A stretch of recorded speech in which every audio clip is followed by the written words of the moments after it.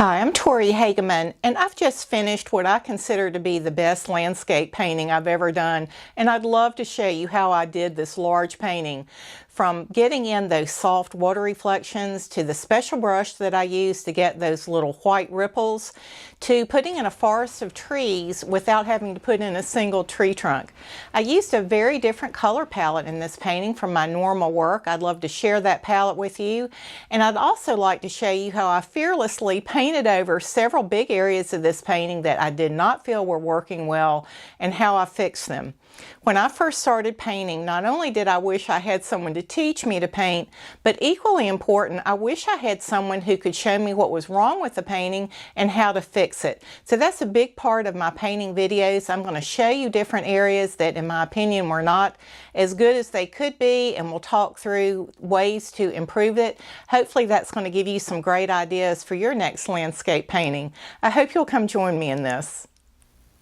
This beautiful piece of property is behind our new church, and stuck down in that is the most beautiful creek, and I've been wanting to paint it since we moved to that property. So I went out. Unfortunately, it was kind of an overcast day. I recommend you go on a brighter day to get good lights and shadows, but I took quite a few photographs, and then I narrowed it down to my top 10, and I assigned a number to them of 1 to 5. I took verticals and horizontals, and then came up with my very favorite one with the highest rating, and that's how I decided which version I was going to use.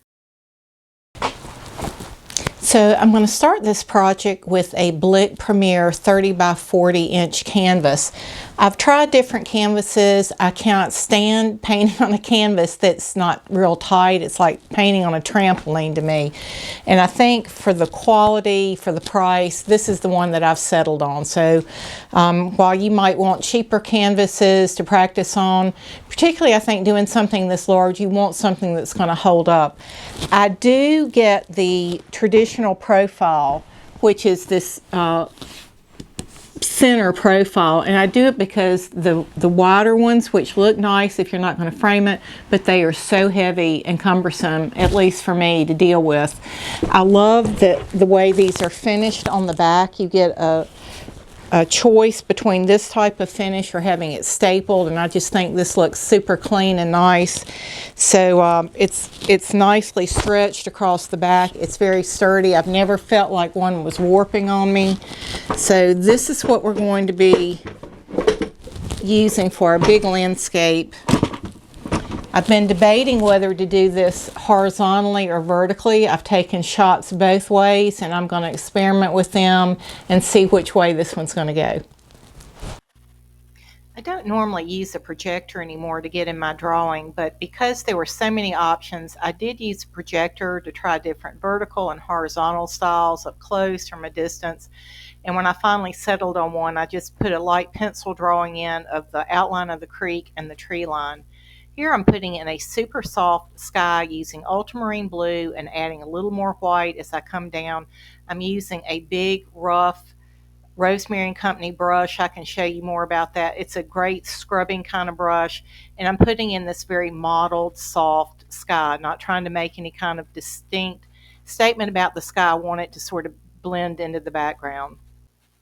Here I'm using a Rosemary & Company classic long flat. I've used these in several different sizes. Here's the photograph that I ended up settling on for our painting. And I'm just scrubbing in darks every place that I see them. I love these brushes because they have sort of a rough end to them. It's not a precise or chiseled edge, so you can get a real loose, painterly stroke. You can add some ultramarine blue to get your browns even darker, and I'm just dropping them in where I see them.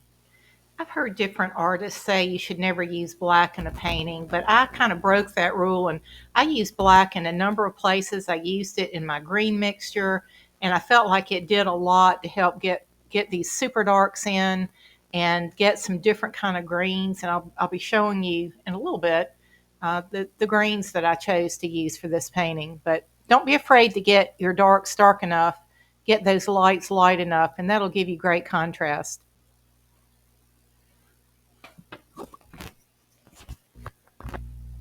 Here you see me using yellow oxide, or you can use yellow ochre, Naples Yellow with some white. And I'm just varying these places where I see light. I've also used some raw sienna with white to do the sand. And I want you to particularly notice that with the darks, I've gone from blacks to browns to burnt sienna.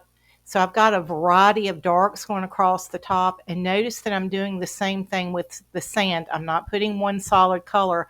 I have blocks of different color. I'm using the same color palette, but I'm adding a touch of brown or a touch of black or a touch of the red or a touch of white. And I'm just coming up with some similar colors, similar in value. I'm looking at my photograph. Where is it lightest? Where is it darkest? Trying to get the values right, but varying those colors a little bit so it doesn't look like we've just used one flat color and painted a big section in it. This is really worth your time to make your painting more interesting and believable and more painterly and just richer looking. It's worth your time. One thing that I mentioned early on when the day that I went out to take photographs, it was such an overcast day.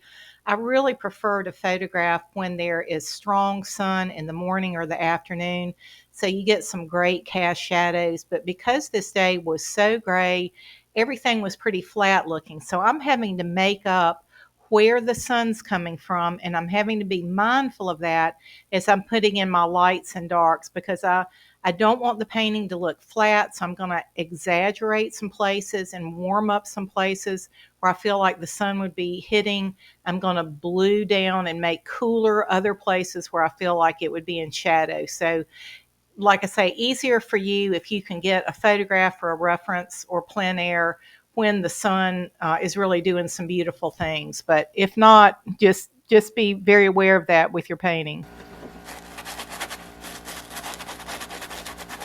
So, a bit of a spoiler alert, but I did end up completely redoing the sky that I'm putting in right now.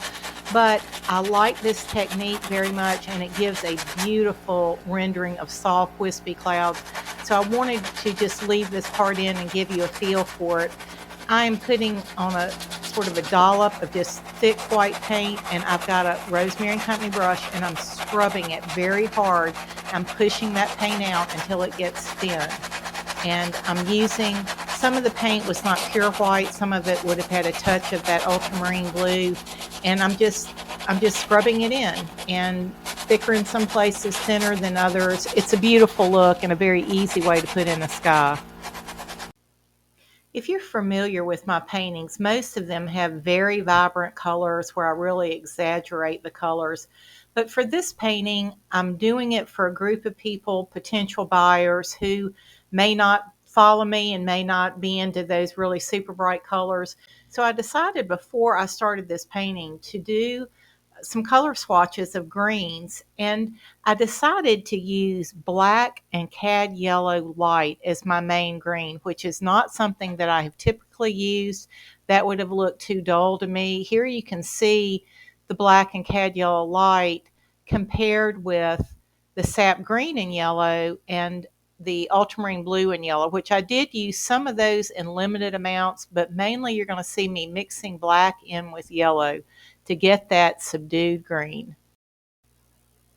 Here you see me starting to block in the greens, and I'm doing it very similarly the way I did the sand and the dark dirt, in that I'm mixing my greens. I'm not just putting down one solid color. I might add a touch of burnt sienna or a touch of brown or a touch of the yellow oxide to my black and yellow, to my sap green and yellow mix. So I'm basically using the same colors that are in this painting already in the dirt. I'm mixing tiny amounts back in with the greens, just trying to get a nice, interesting variety. So I'm starting to just scrub in this background hill area. And again, full disclosure, I'm going to end up painting over this and doing something different later on. But this is a nice technique where I'm using a big scrubby brush. I'm using the side, and I'm taking my same basic colors. I'm making grays using blue with a little burnt sienna mixed in. It doesn't take much. add a little white, add a little brown, and I'm coming up with all these neutral colors, and I'm just putting them in little blocky areas of color just to put a mottled background in the back. Now I'm going to start with the block in of the water at the front of the canvas, and I'm starting with Liquitex Green Gold, which is a really kind of a icky greenish gold. It's not a perky color. It's not a color I would typically use, but I'm trying to get in a variety of subtle colors dropping into this water. I've put a little sap green on my brush, and I'm working basically with the same palette with burnt sienna, raw umber, raw sienna, these browns and neutrals and greens, and I'm just scrubbing those in, trying to get it darker near the front of the painting, trying to get some variation where it looks like muddy creek water.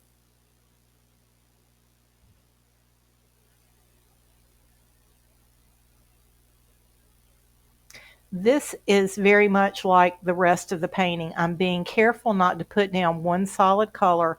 I'm intentionally mingling the same colors, great color harmony in this painting because I'm using the same colors over and over again. One illusion, one way of getting a glassy, still water look is to do your paint strokes vertical to the land. So in other words, you take the land and then bring your brush straight down from it using the same colors that you see up in the land. So I'm starting out with the green that's beyond that hill, and now I'm going back in with the same sand colors, and I'm just using those vertical brush strokes, pulling that paint down,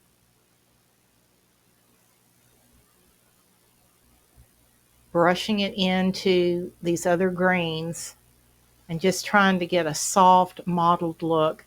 After I get my vertical strokes in, then I'm going to go back with the soft brush that's slightly damp, and I'm going to very lightly go over the paints horizontally, and that just blurs it, softens it. Sometimes I'll go back over it vertically again and then do the horizontal again, but that's just a way of softening everything, getting a nice glassy blurred look. In some of these areas, I'm mimicking the colors that I see on the land. In others, I'm referring to my reference photo. And there are some spots in that creek where it gets very dark, even though there's a light colored something above it on the land, just showing that that's much deeper water. So I'm just trying to look at the photograph, look at the painting, add a variety of mimicking the land, and then having some darker pools. Again, going back in with the browns. I love brown and green. I think that's just a beautiful combination. And be sure, again, get some darks, some real darks in your water and some real lights in your water, just to give that illusion that there's some deep pools, there's some lighter sparkly areas. Here I'm going in trying to get those vertical lines in.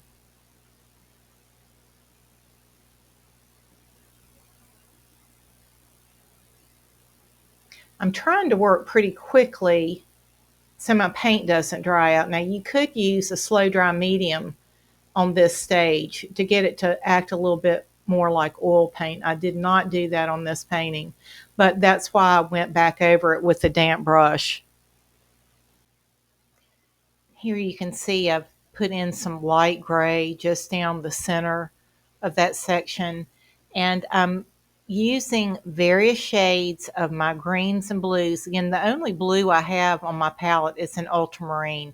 So I'm mixing that in with a little bit of the sap green, or I'm adding a little bit of yellow ochre to it and white, and just coming up with various shades. And I'm taking a little bit of that blue green on my brush and scrubbing it in to the sides of that white, so we don't have a solid or gray. So we don't have just a solid zigzag of gray, but we have a little color softly blended in, and I'm just kind of softening those edges where these different colors are meeting. My brush is damp as I'm just lightly working those colors back and forth, because this is the area of the creek where there's more movement. So we want to see some lines going across, showing that, mimicking that. This reminds me of painting glass. If you paint glass the way it looks, it can look really odd, but when you finish, when you step away from it, it will read correctly. So just look at your reference photo, just trust that. Um, I'm continuing to use the same colors in the water that I've used in the rest of the painting. I'm not going outside of that, and that's just continuing to give this painting great color harmony. I want to encourage you and remind you that what you're seeing is just the block in stage, but here's a picture of the final painting, how the water is going to look when we get through. It is going to get better, I promise. So once again, full disclosure, this is a part of the painting that's eventually going to be painted over. I decided to just completely redo the background, but I thought this was a great learning point. If you want to see how to do a forest of twiggy trees, I think this is a good example. I really, really love the brush that I was using. It's a Princeton Dakota brush. It's the 6300 series, and it's a number 6 angular bright. It's got a real sharp chiseled edge to it. It's at an angle, as it says, and it's just super great for pulling straight up. It holds a fair amount of paint. It keeps a very thin line. I just have nothing but really nice things to say about this brush. If you don't have one of these in your toolbox, you might want to consider getting one. Notice that I'm using darker paint, grayer paint, thicker paint, thinner paint, and that gives you the illusion of trees being closer or farther in the distance. It's just an easy trick to give you some depth perception with that. Here I'm continuing to add in some additional greens. I'm going into some darker greens as I go down the sides of the hill. In these lighter greens, I've added a little white to our green mixture, just again varying those greens, trying to keep it interesting. Now I'm lightening up that sand area using raw sienna and white. And it just made a beautiful mixture. I'm really getting that sand. There were piles of sand that had washed up on the shore that were really fairly white. And I'm just kind of going over another layer over my darks, putting in that water line. That helps really divide the land from the water. Now I'm responding to what I put above the water line, dropping in lighter lights on the water. It's a good thing to kind of do them both at the same time. Now I'm blending those into the greens, softening that, bluer greens, grayer greens.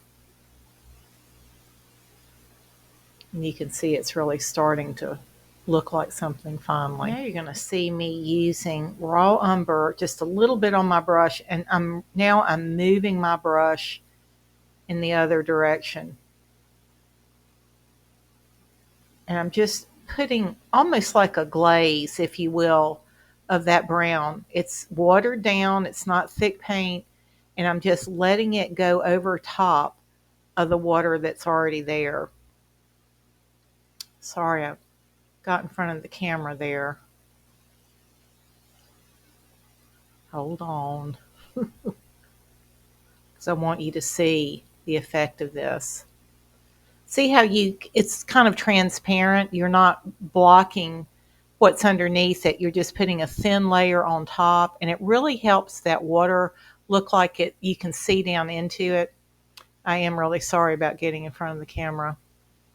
It's one of those things you don't realize it until it's too late. But I'm very lightly there. I'm going back over it with a little green wash. Again, these paints are thin. My brush is very damp. I'm not using thick paint at all. It's just everything's kind of watered down, and I'm gently stroking some different colors back over the water that's already there. And look how that's softening up. Now I'm going back with a wide brush, a thin wide brush. My brush is fairly wet and I have a very thin watery mixture of that lighter color, and I'm just very lightly brushing it over top, softening that, and it's just getting a glassy look to it. Isn't that beautiful? So not thick paint, it's just like we did horizontally. It's just a super thin wash of color, and we're just going over the same area again and again with a wet brush, just softening and blurring and mingling those colors. Just beautiful.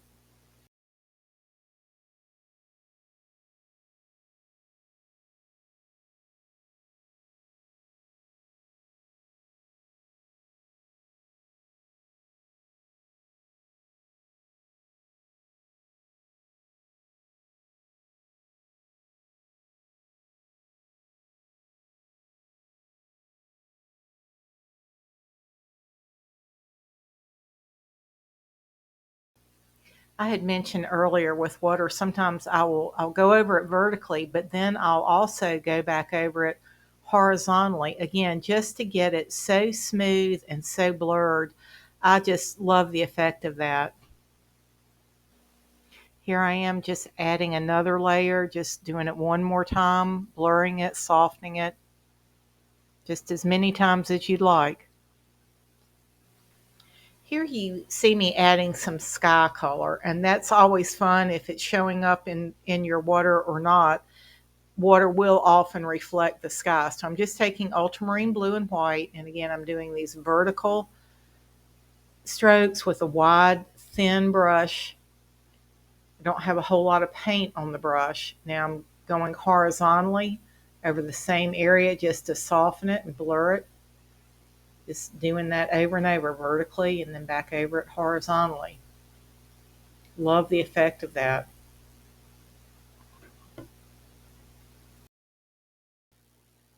Sorry for the shoulder again. Now I'm taking raw umber, which is a beautiful khaki color. It's about halfway in between yellow ochre and brown. And I'm just putting a thin wash of that over top what's already there. And it just sort of dirties up the water a little bit. Here I'm putting in a couple little spots of a little white, just a drop, a point of white, and I just soften it, blur that in just to make it sparkle a little more in one area more than another. There's that raw sienna again. It's just a beautiful natural color, adding in more greens. Here's a great view. When you look at the back of the water, you see how soft and blended that is, and you can still see on the front corners how it's still that undercoat and how it looks so rough, but it's getting glassier as we go. I'm just putting in some white again in spots, getting those vertical lines in. My brush was starting to split a little bit. That's why I'm sort of drying it off here. I'm very, very lightly, very light touch, going over top of that horizontally, blurring that, just softening a little bit. Now I'm going back over vertically, but you can see this just kind of push and pull with this ends up with a really beautiful glassy look. So if it doesn't look glassy yet, just keep adding another coat or two, have a gentle hand with it, and you'll get this to work. It's just such a beautiful effect, and it's really easy to do once you get a grasp of it and you've done it a few times. You're going to find it's going to be a tool that you can use in a lot of your paintings. Again, I'm adding a little more ultramarine back in, that sky color again. Being careful to, I'm putting a little green in. I'm just trying not to have a solid block of color, but I want these colors to mingle because what's around the water is very mingled. They're the woods and the sky and everything, it's not real solid. So just keep at it.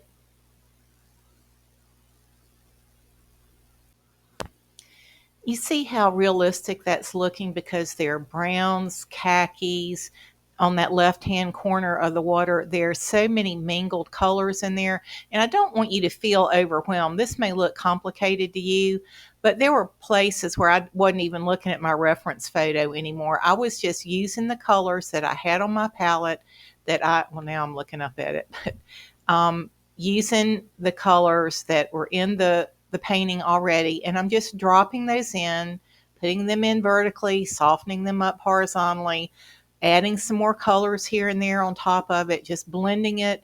It's not anything precise. There's not this hard and fast rule, and if you don't follow that, it's not going to look right.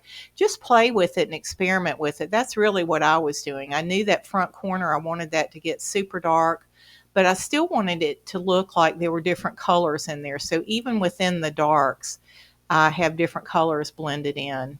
I think you're going to find this is a lot easier than it looks, and it's a lot of fun. I love doing water, and I love the effect that you get. You play with it for a while, and then you stand back, and it's like, voila, it really looks like water, and it looks glassy. Just, it's a lot of fun. If it's not fun for you, just don't take it so seriously and chalk it up to practice. You know, mine didn't look like that the very first time I did it, but when you do it for a while, you'll get to where it's really pretty easy to do.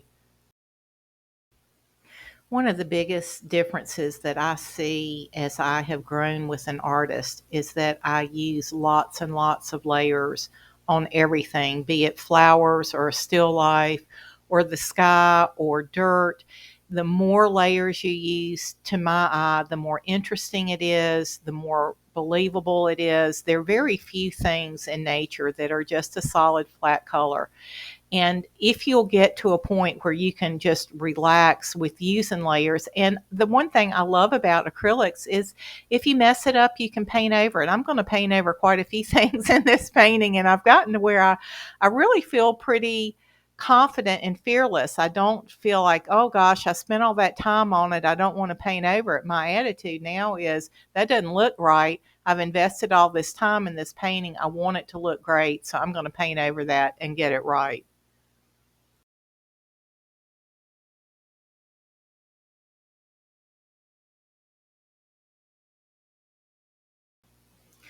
And you'll notice I'm just using the same process. I'm dropping strokes in vertically, and then I soften horizontally.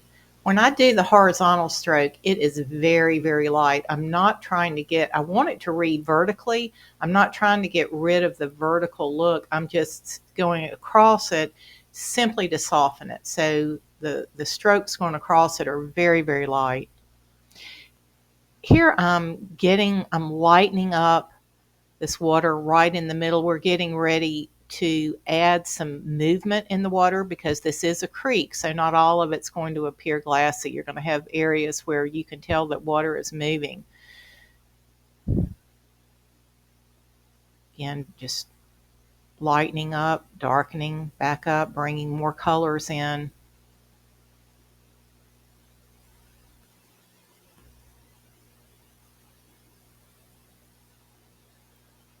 You know, it might be fun for you to experiment with just like a section, just like that, and try it with a variety of different colors and different ways. It would be really hard to mess it up.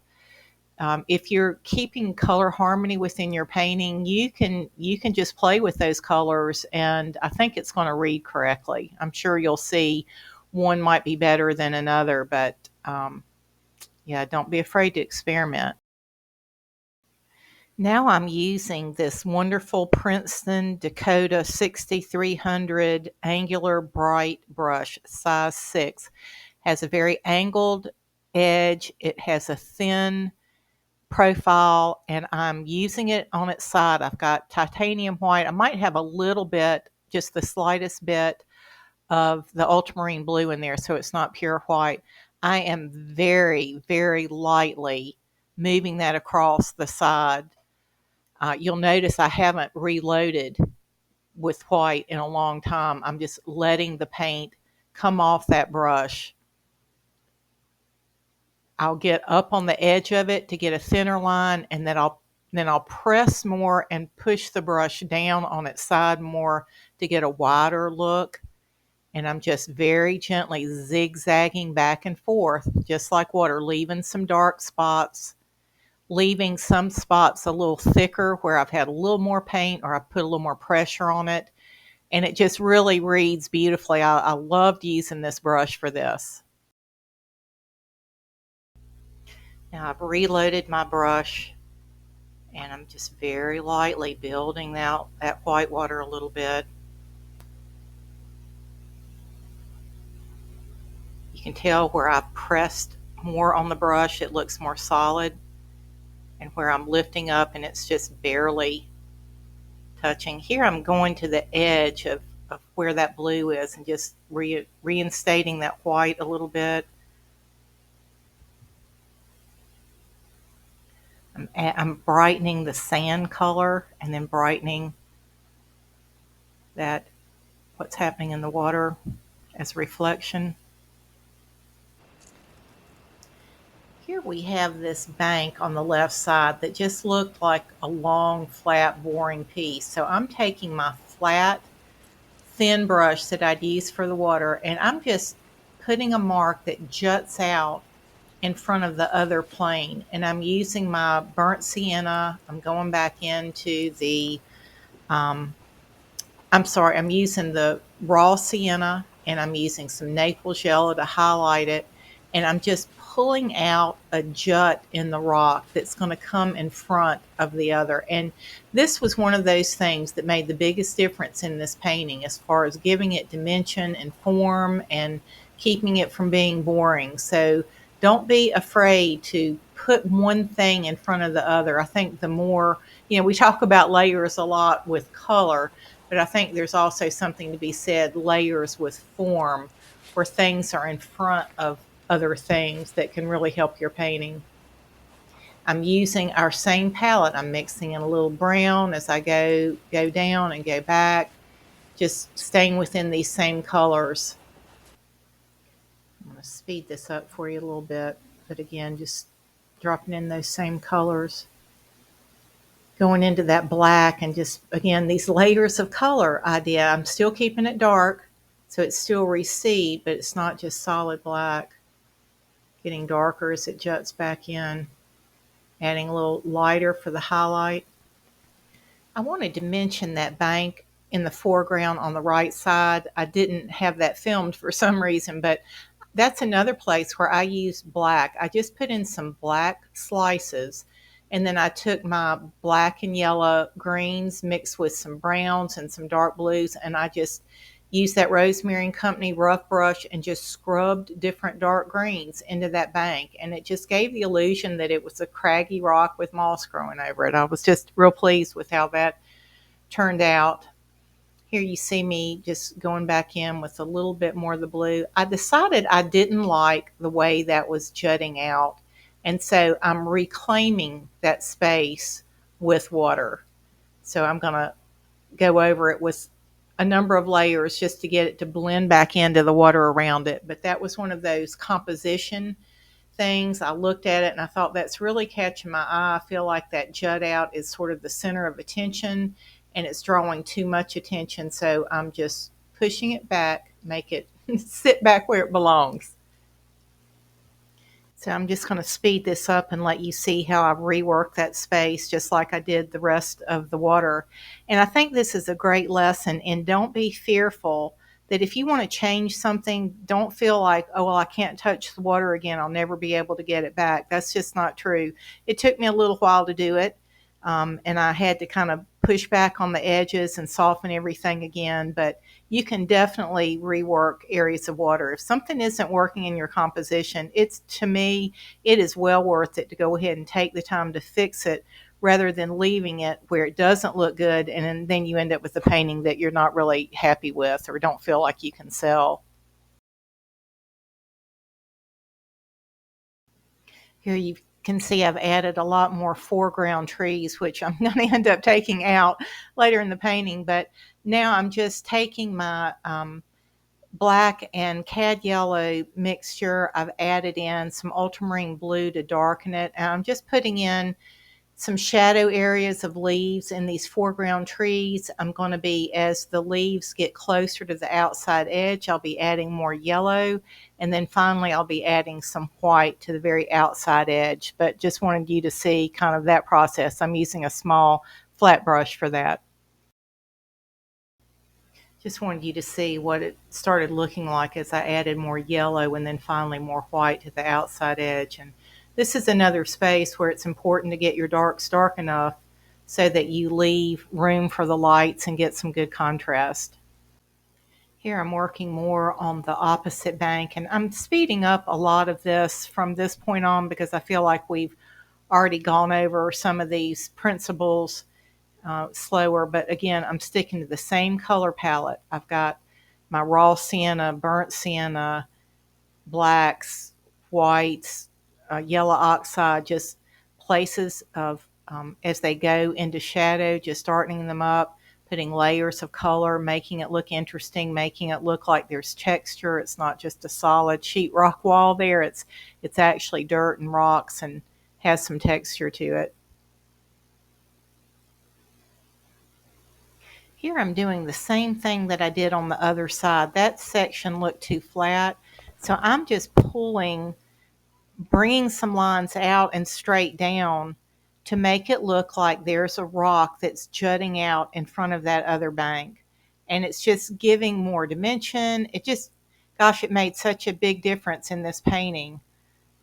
It was really pretty miraculous how much better it looked. Just intentionally putting some things in front of one another there. I'm doing it again. Isn't that amazing how all of a sudden now it looks like the bank behind it really is recessed back in? This is the first video I think that I've ever done when I didn't have music in the background, and I would love to know your thoughts about that. Does it bother you when you're just watching me paint? Would you prefer to have some music, or is that distracting? I just put some comments below if you would. I'd love to know how you feel about that. It's been easier for me not having the music, but it might be easier for you to listen to with it. Now I'm putting some highlights on those banks. Some of them are pretty strong. Really, the highlights and the darks, that's just what gives things form and makes it more interesting. I find that I will often highlight something and then later on in the painting I'll go back and highlight it even more. I get a little braver as the painting goes on, but that's what gives it shape and interest. Now I'm using one of these Rosemary and Company sort of soft end brushes, and I'm using the black and Cad Yellow Light mixture to put some greenery on those banks. And as I'm getting more into shadow, I have more of the black or more of the ultramarine or brown added in. As I get more into the sunlight, it's more of the Cad Yellow Light and even some white added in. But even within the light areas, I also have some darker places. Just again, within greenery, it gives it form if you have some dark on the bottom and some light on top.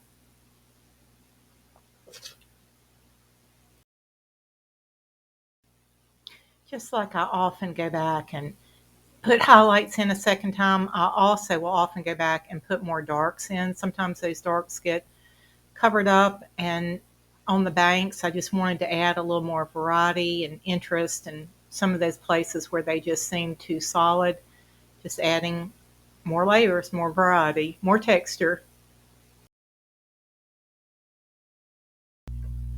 I got out my big flat brush that I used to put in the water, and I'm using raw sienna with white and just dropping in some big strokes representing sand wherever I saw it. I really encourage you in your paintings to use the biggest brushes that you can with the largest strokes. It just makes such a difference. Here's a close-up of me scrubbing in more darks back up into that tree foliage where it just got to all one color. I'm using that Rosemary and Company Classic Long Flat, just scrubbing in various shades of green, just real loose, real rough, not trying to paint in individual leaves, but just kind of blocks of color, keeping it super loose. I am at that all-important part where I'm looking at the painting and I'm saying, what do I like, what do I not like, and I'm getting ready to make a very radical change. There's some things about this painting that I like. What I don't like is this in the background is actually a tall hill, and these trees go all the way up the hill, and this tree is actually a smaller type of tree than this, but the way it's reading to me, that just looks like a forest in the back. It looks like these trees are not much smaller than this, where this should be a lot larger because it's in front. So to me, the proportions look wrong. So I think I'm going to make a big pivot, and I'm going to paint the tops of these trees out and lower those trees so that this tree looks significantly higher, and I'm going to have more sky in here. And I don't like this tree at all. I'm going to paint that out, and I like this kind of sandy trail. I'm going to bring it around and let it kind of go out of the painting. So those are some pretty big changes. It's going to take me several coats to go over that. I might put a little more of the sand up in here and then paint back over it with grass, so you just get a little peeking out. But I want to add a few more sparkles here and there. Basically, I'm going to leave this like it is, but I think it's time for some definite little sparkles here and there. But I'm going to first repaint all of this. I'm not sure how many coats it's going to take me to get these black tree trunks out and to get this out, but should be a bit of an endeavor. I'm not going to bore you with it, but I wanted you to see the before, hear my thoughts about why I'm getting ready to make such a big change, and let you see the finished result. So here we have the scene, and I've decided that the trees are too tall and I want to reduce them. So I'm just going over the treetops and I'm starting to lower that tree line, and I'm liking it better already, getting it lower. Here I've decided I want to go even further still, so I've pulled that tree line down even further. I've taken out that big tree trunk that was on the right hand side, and then I decided I wonder what it would look like to bring the sky all the way down to the bottom on the left hand side. So that's where I was when I had the brilliant thought to start adding in some clouds to the top. So here I'm building up those clouds. I'm using that same big flat brush that I used to do the water to do these clouds. And, full disclosure again, I ended up painting over these clouds. But I know that a lot of my viewers like clouds and sky, so I'm going to leave a little bit of this in. I might speed it up. I used titanium white and the tiniest drop of burnt sienna to the lighter part of the clouds just to give them a nice glow. The shadow color, I used ultramarine and burnt umber with a lot of white, just trying to come up with something irregular, big strokes. But I'm going to speed this up, but again, since I ended up painting out all of this, but for those of you who like clouds, I wanted to leave this part in. As much as I love beautiful blue skies, I felt that the blue was just too perky for this painting. It was too colorful. It just drew your eye too much. So I'm going back over that sky. I've added the tiniest bit of burnt sienna to my ultramarine. And because burnt sienna is sort of an orangey, brownish orange, it's the complement of that blue. So just a tiny bit grayed it down considerably. And again, I'm using a big, wide, flat brush, a thin, flat brush, just going around and cutting back into those clouds, sculpting them a little bit. And again, for you cloud enthusiasts, I'm taking the side of my brush, I call them wispies, little break-off pieces where I have very little paint on the brush, and I just kind of scumble in some thin, wispy clouds, tiniest touch of burnt sienna, brightening up in a few places, just kind of building those clouds up. I really like these clouds. I think they turned out really nice, but when I stood back from the painting, the clouds were the predominant thing that caught my eye so much more than the creek. And, I wanted the creek to be the focal point. So that's why I ended up painting over these in a little bit, but you can skip over this if you want to. since you know these are going to meet their demise. I thought this was a good painting lesson in how you can use sky, the background, and push back and sculpt and form your clouds. I wanted to reshape those clouds a little bit, so I'm just taking some of the sky color on my brush, on that big flat wide brush, thin brush, and just cutting back in. So just wanted to show you that as well. Here I'm using a big flat brush again, and I'm going back in with my raw sienna and some white, a little touch of burnt sienna, and just putting in some loose strokes, forming that sandy path. I wanted to bring it on out to the right side of the canvas. Since I've taken that big tree out of that front right corner that you see it painted out, but I haven't filled it back in with green, but I wanted to have some interest over on that side. You can see some little dogwoods there that I also ended up painting out. But sometimes just, a few big strokes, gestural strokes, and your eye tells you what that is. But kept it very simple, big strokes. I just really encourage you, again, use the biggest brushes you can so you don't have a lot of control, so you don't use it like a pencil, so you don't get these little weak, timid strokes. Here I've just added a little more white to that mix, and that really gives you the sense that the sun's hitting it. But again, it helps having layers of lighter and darker. If I had just put down one color, it wouldn't be nearly as interesting or effective. So I'm getting ready to redo those woods, and I'm using a big flat brush, and I'm going much lighter and more yellow greens than that original dark blue green. I'm just painting out everything in my path using big strokes. I'm using the same greens. I'm adding a little yellow ochre in there to put a few bright spots. And I'm just painting in the illusion of a forest of trees, but I'm not going to use all the tree trunks like I did in the original painting. And again, just like we did with the water, I'm using a lot of the same colors, just that same palette, varying the colors, using big strokes.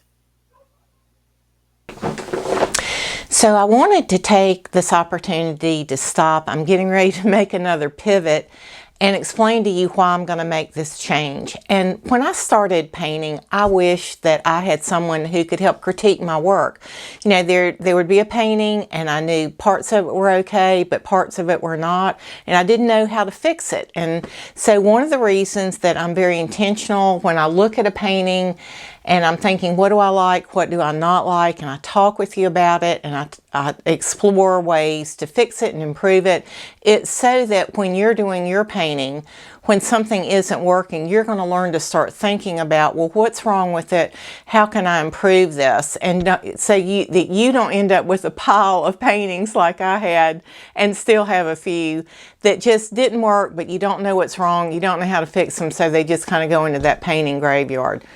So if you've looked at many of my paintings, most of them are very brightly colored, exaggerated color. But with this painting, I very specifically wanted this to be more natural.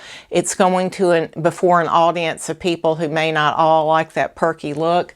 So while I absolutely love the banks, the water, I really like this background trees, but when I look at this painting, my eye goes to how bright the sky is, because compared to this is what's calling my attention, and the clouds. It's just too much. Even though I grade this blue down, it's still, to my eye, really drawing all the attention, and I want the attention to be right in here. So what I'm going to do is I'm going to put another forest of trees. I'm going to make it bluer and lighter so it'll look like it's more in the distance. And I'm going to put it behind this, and I'm going to pull it up maybe to here, so that now we only have a slice of sky at the top. And if that sky is still too much, I'm going to kind of paint over those clouds and just make it more of a wispy, more neutral sky. So that's what I'm getting ready to do, and that's why I'm doing. I just wanted to share. If this isn't your thing, you can always skip over these parts, but this has been such an important part of my progress with painting, is when I stop, and rather than just ditching something, I try to work through it and not abandon it. And like I say, I think so much of this painting has some really good things going on if we can just get this fixed, and let's see what we can do with that. So to make this background tree line, we want it to look like it's further in the distance, so it needs to be a lighter and it needs to have more of a blue. So I'm using Ultramarine Blue and white and a touch of the Sap Green. And as it gets closer to the top, it's going to get a little whiter. But you'll notice that I'm doing the same thing with this tree line as we've done with the creek and the bank and everything else. I'm adding layers of colors. It's not just one solid color. These are trees. They're going to have shadows and lights. It's not going to look like a painted sheetrock wall. It's got to have a lot of variety to it. So I'm just dropping colors in. It's not rocket science. It's easy to do. I'm going to go ahead and speed this up. You'll notice at the top how I'm using, so I'm sort of penciling in where that top's going to go. I like getting a little bit of a curve because that's probably not going to be just a flat mountain range in the back. And the tree line at the top, that edge right there, needs to be more subtle than the tree line at the bottom. At the bottom, you see more of a ragged edge. You still need to see some variation at the top because they are trees, but because it's so far in the distance, it's going to look a little smoother than the tree line in front. So, and once you get your colors in, remember these trees are vertical, so you need to get some good, strong vertical strokes in, some darks for shadows, some lighter ones for the sides. So I'm going to speed this up a little bit, but that'll give you a feel for where we're going with this. I'm using one of the Rosemary & Company classic long flats brushes that are just great for scrubbing things in. I'm basically using the side of my brush. There are places there near the top where I would just drop white on top and just scrub it in. Notice they're just good darks and lights, good vertical strokes.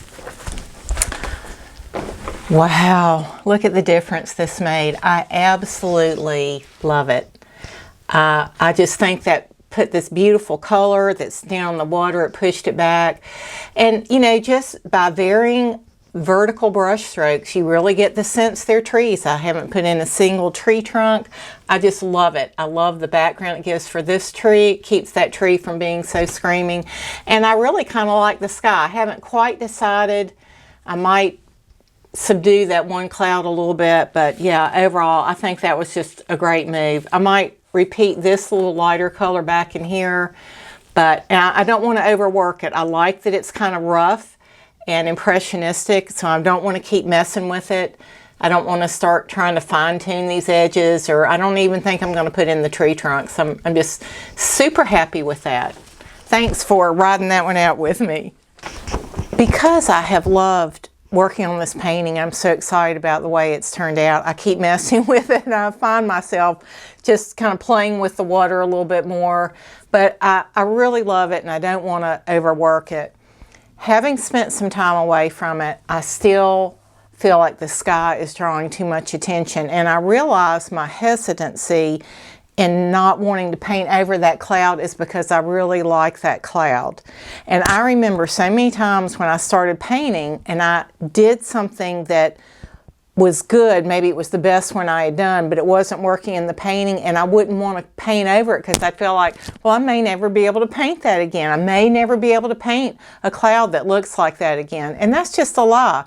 If you painted it once, you're going to be able to paint it again, and it's going to get better and better.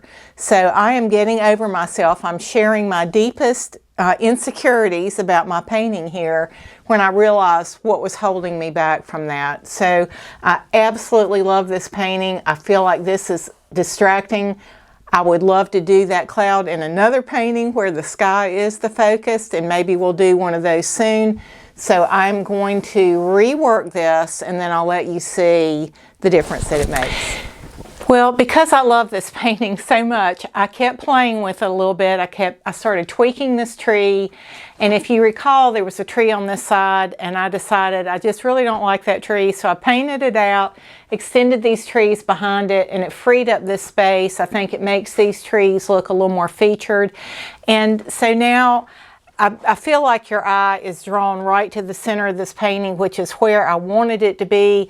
I think what around it is lovely, but nothing is screaming for your attention. So I'm so pleased with this one. It's fun when you get a painting that you really just love it, and you love the experience of it. You love how it turned out.